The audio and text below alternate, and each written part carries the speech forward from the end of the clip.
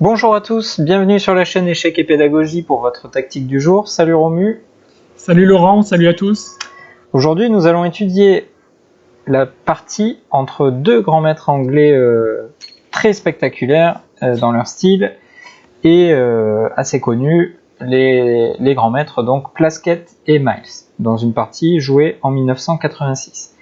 Faites attention. Faites attention.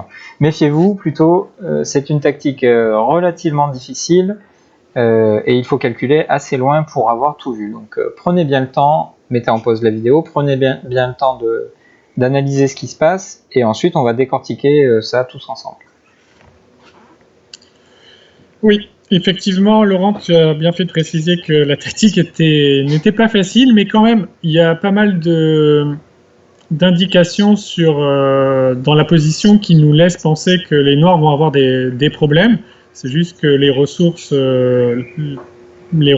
noires vont être peut-être pas faciles à appréhender au départ, mais en y allant doucement, n'ayez crainte, on va bien tout regarder et tout bien comprendre. Donc ici, qu'est-ce que l'on voit au premier coup d'œil? On se rend compte que les pièces blanches sont extrêmement bien placées pour attaquer. On voit la tour D3 qui est sur la colonne D ouverte, la tour la tour F1 pardon, qui est extrêmement aussi bien placée pour viser le roi, le cavalier en F5 qui est devant son armée, qui mène l'attaque fièrement et qui commence à viser des cases autour du roi noir, le fou A3 qui, bien qu'il soit loin, contrôle quand même beaucoup de cases noires, donc sur la diagonale A3 F8, mais également, on peut l'imaginer, venir prendre possession de la grande diagonale A1 H8, et donc par la même occasion viser les parages du roi noir. Le cavalier en E2 pour le moment est un peu en retrait, mais on peut imaginer qu'il puisse rebondir assez rapidement vers le roi adverse. Donc toutes les pièces blanches sont bien positionnées pour attaquer ce roi. On peut même parler des pions en H4 et G3 qui sont avancés devant leur propre roi. Mais ces pions ont une utilité assez intéressante, c'est qu'ils prennent pas mal de cases à la dame noire, qui est un petit peu bloquée. On voit qu'en H5, elle est un peu coincée, elle ne possède que la case G4. Et ça peut donner des idées. Elle est bloquée par son propre cavalier en G6, par le pion H7, et le cavalier F5 bloque la case H6. Donc cette dame peut causer des soucis aux noirs, comme on va le voir. Ouais, on se rend compte aussi... Malgré tout, là tu nous cites pas mal d'atouts pour les blancs, mais la première chose qu'on voit quand même, c'est que les noirs ont une dame et les blancs n'en ont pas.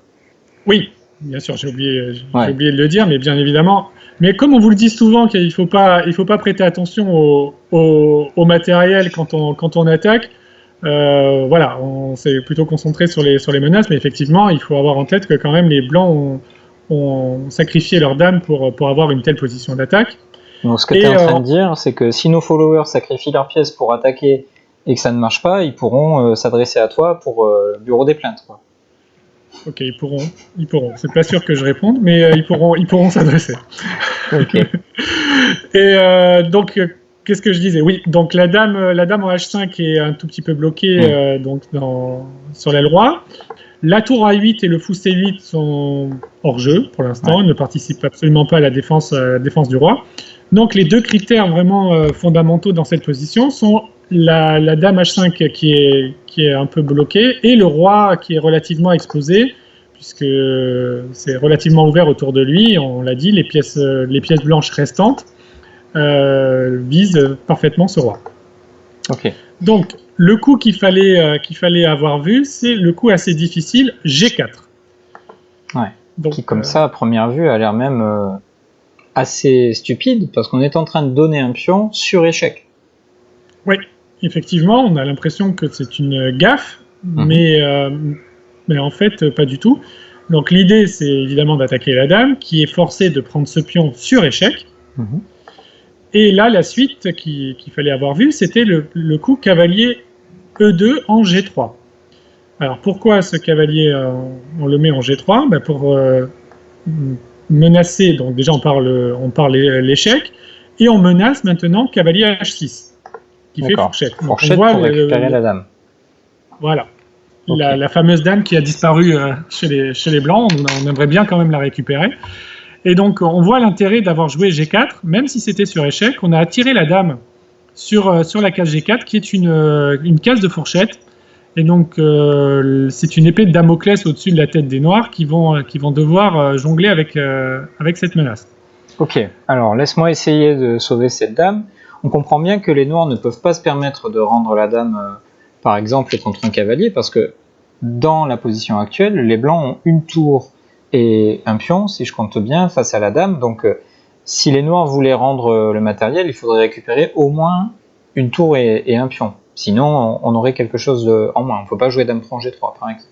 Alors, laisse-moi essayer d'éviter la fourchette. Est-ce que je peux essayer tout simplement d'enlever mon roi avec le coup roi H8? Alors, effectivement, ça empêche la fourchette, mais le roi, en venant sur la grande diagonale, forcément, ça éveille... ça réveille même le fou A3 qui se remobilise sur la grande diagonale par fou B2. Et on voit que ce roi devient extrêmement faible, puisque bon, s'il revient en G8, mais forcément il y aura la fourchette en H6 ce sera qui réapparaît. Un petit peu mieux qu'une fourchette, ce sera d'ailleurs c'est mat. Oui. Ouais, exactement. Carrément. Donc ça confirme quand même que le roi noir était extrêmement mal en point, hein, parce qu'on a réussi à se faire mater. Donc ma défense roi H8 n'est pas très intelligente. Je comprends bien qu'en F7 ça ne change pas grand chose. Je passe devant la tour, et en plus il y a toujours une fourchette, donc ça change pas la partie. Est-ce que je peux, avant de regarder dame H3 qui est le coup de la partie, est-ce que je peux essayer cavalier E5 en me disant la meilleure défense c'est l'attaque, ou la contre-attaque en tout cas, et je laisse ma dame à son sort et j'essaie de me venger sur la tour D3? Alors cavalier E5, oui, c'est une idée. Comme on peut pas parer toutes les menaces, on essaye de rendre du matériel, mais en grignotant quelques pièces au passage quand même. Donc effectivement, on va faire cavalier H6 échec, ça c'est pas un scoop. Okay, roi G7. Et après roi G7, on prend la dame, les noirs prennent le tour, et là on voit que matériellement, les blancs ont un pion de plus, et le roi noir est toujours aussi faible, du fait que la tour A8 et le fou C8 sont très loin et ne défendent pas, tandis que toutes les pièces blanches peuvent attaquer le roi. Et par exemple, un coup comme tour F6, qui rapproche la tour du roi, menace, surveille la case H6. On peut imaginer des coups comme cavalier H5 ou cavalier F5 qui attaqueraient le roi. Et on a du mal à imaginer que le roi noir n'ait pas de gros soucis dans cette position. Ouais. Les deux cavaliers, la tour et le fou, vont quand même faire des ravages, et on voit que les défenseurs noirs sont pas aussi présents que le nombre d'attaquants, donc je pense que le roi noir va pas sortir vivant de cette attaque. Ouais, d'ailleurs, en préparant cette tactique pour cette vidéo, on s'est rendu compte avec l'ordinateur que c'est même pas un net avantage, c'est carrément un avantage décisif, donc si vous en doutez, voilà, vérifiez par vous-même, mais très clairement, le fait que les noirs jouent avec des pièces aussi passives que la tour A8 et le fou C8, c'est rédhibitoire, quoi. Ils pourront pas se sauver. Donc, ok, alors j'ai grillé toutes mes cartouches, on va dire, toutes mes tentatives sont infructueuses, alors on va regarder le dernier coup pour sauver la dame. Elle n'a finalement qu'une seule case de libre, alors c'est logique de regarder ce coup, c'est le coup dame H3.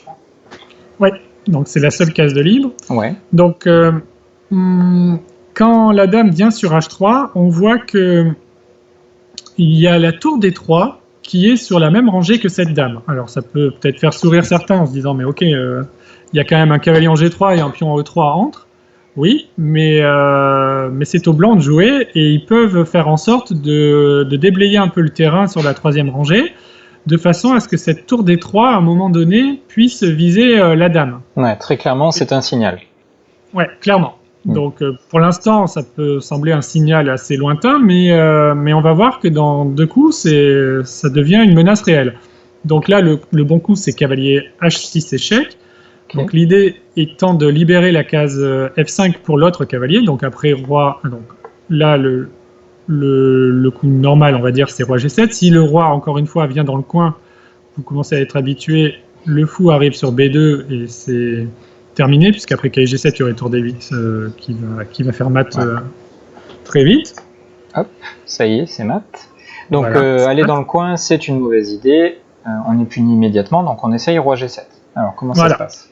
Et donc là, comme on l'a dit, on souhaite faire intervenir l'autre cavalier en G3. Donc cavalier en G3 va sauter sur la case F5. Il défend son collègue en H6. Il fait échec. Et maintenant, la troisième rangée commence à être un peu plus clairsemée, on va dire. Ok. Donc là, toujours deux possibilités pour le roi. Alors, on le dit une dernière fois, venir en H8 n'est pas une bonne idée. Après fou B2 échec, on va se faire mater d'une façon ou d'une autre. Alors, on a déjà vu le mat sur la 8e, on va en montrer un autre. On se fait mater de cette façon-là. On sent bien que, certes, les blancs n'ont pas de dame, mais l'organisation et l'harmonie de leurs pièces est telle que ces pièces arrivent à faire mat quand même. Donc ok, après cavalier Gf5, dans la partie, Miles a abandonné. Qu'est-ce qui se serait passé s'il était parti par la case F6? Alors on continue la chasse au roi. Donc comme ce roi se trouve sur la grande diagonale, donc comme pour la 4e fois, on le répète, le fou arrive sur la case B2, donc pour participer lui aussi à la fête. Donc là, le roi n'a plus de cases. Les cases G5, G7, F7, E7 et E5 sont contrôlées. Donc il faut interposer une pièce entre le fou B2 et le roi F6. Ok, essayons cavalier D4 d'abord, même si c'est pas le plus naturel. Par exemple, cavalier D4. Et là, on fait le coup qu'on rêvait de faire, en fait. Puis on prend D4. On ouvre la 3e rangée, on attaque la dame. Donc, bien sûr, la tour est prenable. On pourrait faire dame prend D3. Mais ici, il y aurait tout simplement D5, pardon, je vais y arriver. D5 d'ailleurs, ou oui, D5, je pense que c'est le plus simple. Cavalier E5 et cavalier G4. Cavalier G4 échec.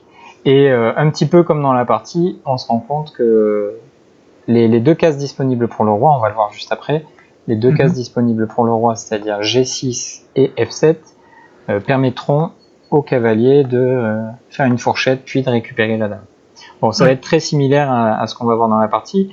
Donc si on revient quelques coups en arrière, sur E prend D4, une autre idée ici pour les noirs, et peut-être plus pertinente que dame prend D3, ce serait de rendre du matériel en donnant la dame pour la tour F1, puisque cette tour participe à l'attaque, et après roi prend F1, récupérer le matériel avec fou prend F5. Et là, tout à coup, les noirs n'ont plus qu'un pion de retard, et en finale, peut-être que ça peut se sauver, non, Romu? Peut-être, mais dans une situation où le roi noir serait plus en sécurité, peut-être, mais là, le problème, c'est que malgré les échanges de pièces, l'attaque est toujours aussi forte. En tout cas, les pièces restantes sont toujours bien placées pour viser ce roi. Et les noirs n'ont pas le temps de se mobiliser. Et donc après D5, on fait intervenir le fou. Donc on fait un échec à la découverte. Cavalier E5 pour pareil échec. Et là, on peut... on ne pouvait pas partir parce que le fou était en prise. Le fou serait en l'air. Et donc, si on fait cavalier E5, c'est le seul coup qui permet au roi de rester à la défense du fou F5. Mais après le coup tour F3, c'est une histoire de clouage. On utilise le clouage du cavalier E5. Donc la tour a le droit d'aller sur la case F3 et le fou F5 se retrouve cloué par la tour et attaqué aussi par le cavalier H6. Et les noirs perdent une pièce et la partie avec. Ouais, par exemple, si roi G6, on prend ce cavalier, puis on prend le fou et on termine avec une pièce de plus. On peut le faire dans un sens ou dans l'autre, c'est comme on veut. Ouais, ça change pas grand-chose. Ok, donc là on est quand même parti assez loin. On va revenir, on va essayer de remontrer tout ça. Donc après cavalier G, F5, on a dit que les noirs avaient abandonné et on a compris que sur roi F6, fou B2 échec, le coup cavalier D4 est perdant à cause de E prend D4. Alors il reste le coup quand même beaucoup plus naturel qui est cavalier E5. On ne va pas donner un cavalier gratuitement en D4, on joue cavalier E5 et tout est tenu. Alors quelle est la dernière pointe? Alors la pointe est très jolie pointe. Donc on a parlé de la 3e rangée et donc du rayon X entre la tour D3 et la dame H3. Et donc la pointe finale qu'il fallait avoir vue, et c'est relativement difficile, c'est le coup E4. Donc incroyable. la tour, c'est juste incroyable puisqu'on a quand même une dame de moins et là on sacrifie encore une tour. Donc la tour D3 attaque la dame H3. Qui n'a plus de Donc la dame case. qui n'a plus de case, donc elle est contrainte de prendre cette tour, puisque le cavalier ne peut pas, il est cloué par le fou B2. Et en fait, quelle est la pointe? La pointe, c'est que la case D3 est une mauvaise case pour la dame, pour les mêmes raisons que l'on a vu dans une des variantes précédentes. On fait cavalier G4 échec, on utilise toujours ce fameux clouage du cavalier E5, et en fait, le roi noir n'a pas de bonne case. Les deux seules cases à sa disposition sont G6 et F7, mais peu importe qu'ils choisissent l'une ou l'autre, ça va se terminer de la même façon, par une fourchette. Après, cavalier prend le 5 échec, on va ramasser la dame, et les blancs vont se retrouver avec une pièce nette de plus et une position complètement gagnante. Magnifique. Donc quand même une combinaison qui dure 9 coups dans cette ligne principale, 11 coups dans une autre variante qu'on a vue précédemment. Donc ne vous en faites pas si vous n'avez pas trouvé cette magnifique tactique du grand maître anglais. Vous n'êtes très probablement pas le seul. Et avec Romu, on a décidé de vous montrer cette tactique simplement parce qu'on l'a trouvée incroyable d'imagination et de difficulté. Donc vraiment quelque chose de très impressionnant et de très très rare. Donc on voulait partager avec vous cette pépite tactique. Donc merci Romu pour toutes tes explications. De rien, merci à toi. On vous invite comme d'habitude à partager avec le plus grand nombre de vos amis joueurs d'échecs nos vidéos. On espère pouvoir faire progresser un maximum de personnes. Voilà, plus on sera nombreux sur cette chaîne et plus on pourra échanger voilà, nos idées, nos plus belles tactiques et nos parties les plus intéressantes. Voilà, likez la vidéo s'il vous plaît, c'est le moyen qu'on a de savoir si vous avez apprécié cette vidéo ou pas. Et enfin, comme de temps en temps, on vous invite, si vous avez joué vous-même de magnifiques tactiques ou si vous en avez subi, bon, ça peut arriver aussi, malheureusement on n'est pas toujours du bon côté de l'échiquier, ou enfin si au fil de vos lectures vous avez croisé une magnifique tactique que vous souhaitez partager avec la communauté de notre chaîne Échecs et Pédagogie, n'hésitez pas à nous l'envoyer par mail ou à nous les envoyer par mail. Voilà, vous trouverez le mail facilement autour de cette chaîne. On vous dit à très bientôt, on espère que vous avez apprécié cette vidéo. À bientôt Romu pour la prochaine tactique. À bientôt, au revoir. Au revoir.